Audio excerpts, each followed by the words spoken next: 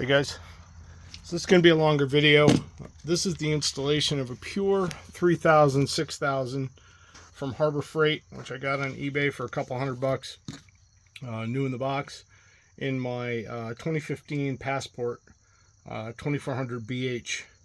So basically what I did was I put everything up front here because I plan on cutting an access port here, just like the coach has to run the wire when boondocking. So here's how I set this up.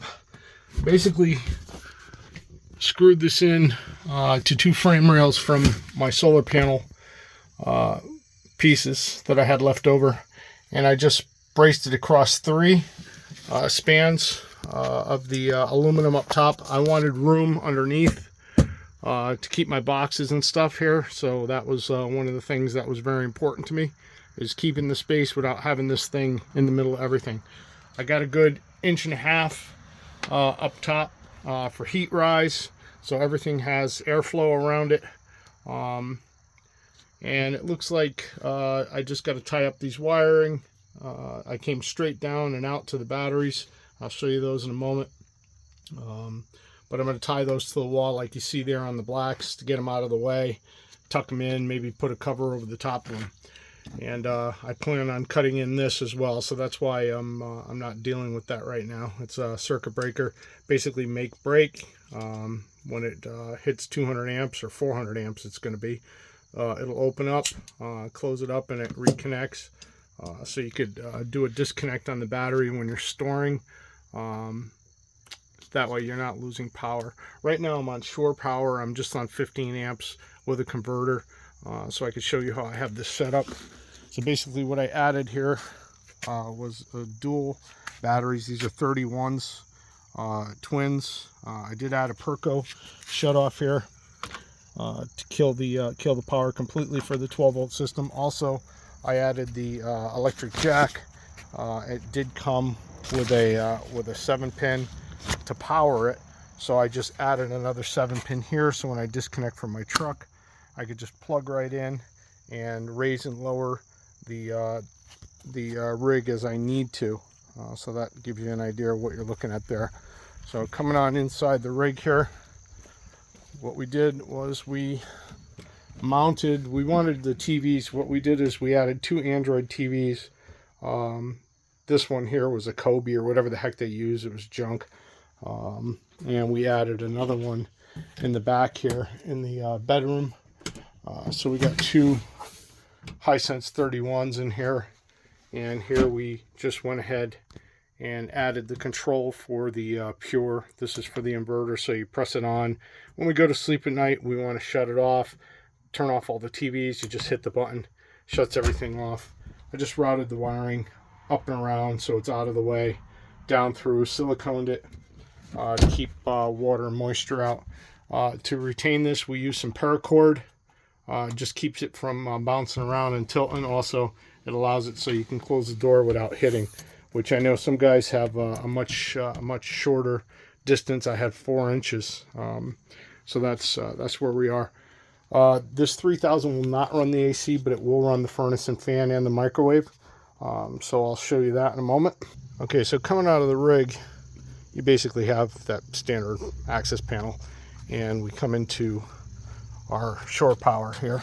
Now all I did was I used an adapter for the 30 amp to 15, so we're just gonna unplug this here without me getting electrocuted. Okay, and that's out.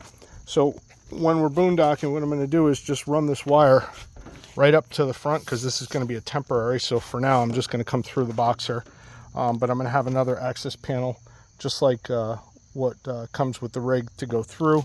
And then what we're going to do is we can plug right into the Pure here. These are 20 amp circuits, 26 amps total on the inverter.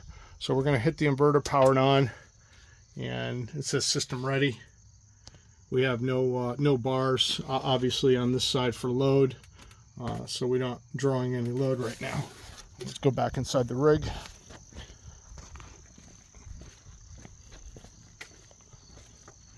And right now lights are on, the 12 volts on. We're going to turn the fan on. So that's fan there. So the fan will come on. Okay, that'll give us heat and fan, but we're not going to obviously get air conditioning. So if we come back outside and look at the draw from the fan, I think it only uses one bar. So there we are, we're at 2 bars on draw on the inverter. So we're running normally on the inverter. We're going to come back in and power the microwave. I got a cup of coffee in there, a cup of water in there actually. TVs, so we could actually see the TVs. Obviously everything else is powered because of the 12 volt. So we got the TVs, so we could run those. Android. We do have a small Netgear box here, which is giving us our internet through T-Mobile. We also have a Verizon hotspot. We got an Alexa there. We'll come over here. We got the microwave. We'll just power it on, and we're running now microwave and fan. We really don't need anything else other than that. I mean, the fridge runs on propane. We have those blocked off right now, just off. But the microwave is kicking on, and we can go back out, see what kind of load draw we have on the unit. And you can see here it's lit up, shows that we're running. I'll power it off from there in a second. We'll come back out and take a look at the draw with those 2 items running. So we got the microwave, and we also have the fans running, or heat. And we're at right now 3/4 of max load. So we're running okay. We haven't kicked down any fans. Battery showing 12 volts. We're putting a lot of load on this. This is 0 cable. I came through here. You can see it. It's real thick. It's about the size of my thumb, and it comes down through the bottom, which I'm going to seal up soon. And we're going to go back in here. We'll kill everything from here. So we're still running. We're going to turn, actually we got TVs, microwave, fan. We're going to kill it all right from here. Boom. Everybody's off.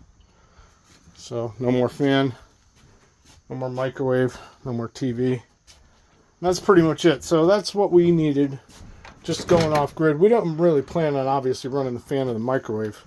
You can see that's pretty much hot. We got a little steam coming off of that. So the water came hot. You can see that steaming. But we're really not going to be running. Really not going to be running the fans. You know, you open the windows when it gets cooler.